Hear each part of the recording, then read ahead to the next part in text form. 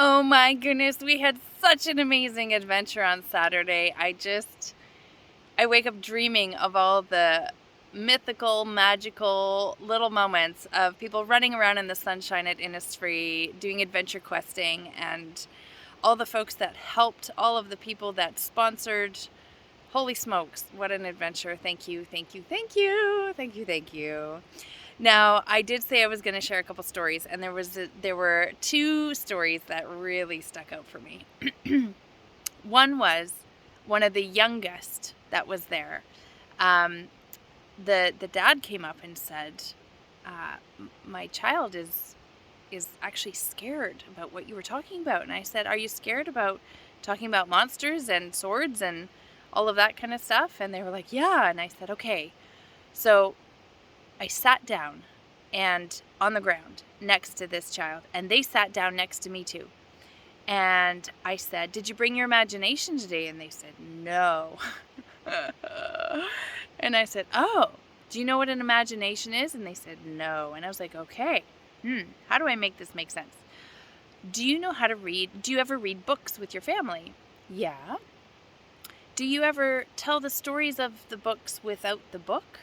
No. Do you play with dolls? Yes. Does the doll tell you what to say, or do you tell the doll what to say? And they're like, So I was having a hard time helping them understand what imagination was. And I said, I switched gears and I said, okay, here's the thing. How would you like to be a will-o'-the-wisp? And her ears perked up and she smiled, and I said, do you know what that is? And she said, no. And I said, well, it's like a little orb, a little glowing orb spirit that knows all and is safe from everything and cannot be attacked or offended or affected in any way by anything. And they are the keeper of truth. And this little being was just like, okay. And then I said, and everyone here has to keep you safe. It's their job to keep you safe. How does that feel?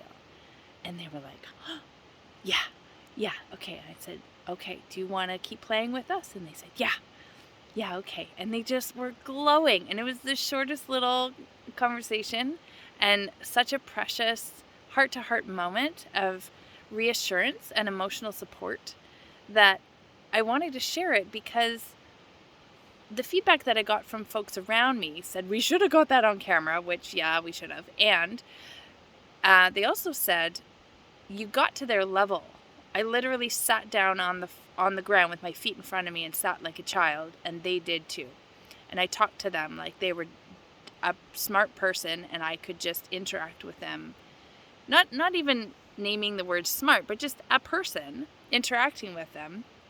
I think they were only maybe 6 or 7 years old. And when I was trying to relate with them, I would ask them questions and let them choose, have them respond in some capacity.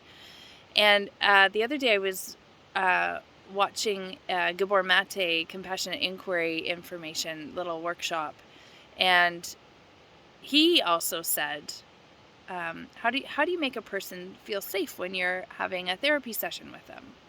And Gabor Mate said, well, you tell me, how do you feel right now in this conversation? And he's like, yeah, I feel very safe. And Gabor Mate said, well, what am I doing? He said, you're not really doing anything. You're just talking to me like I'm a person. So let that be a lesson for you, friends.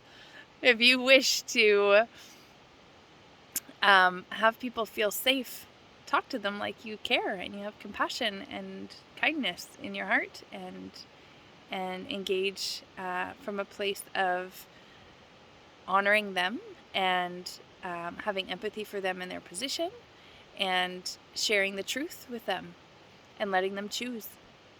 So that's my little nugget for the day, and I'll share more stories later. Have a lovely day.